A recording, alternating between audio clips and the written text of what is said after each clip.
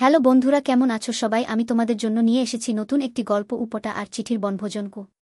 একদিন সকালবেলা পটা আর চিঠি ঠিক করল তারা জঙ্গলে যাবে বনভোজনে।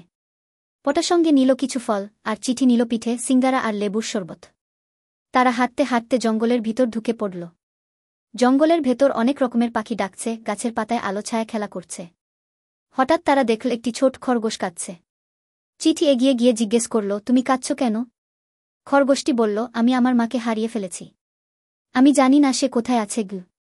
পটা বলল, চলো আমরা তোমার মাকে খুঁজে দিই গু। তারা তিনজন মিলে খুঁজতে শুরু করল।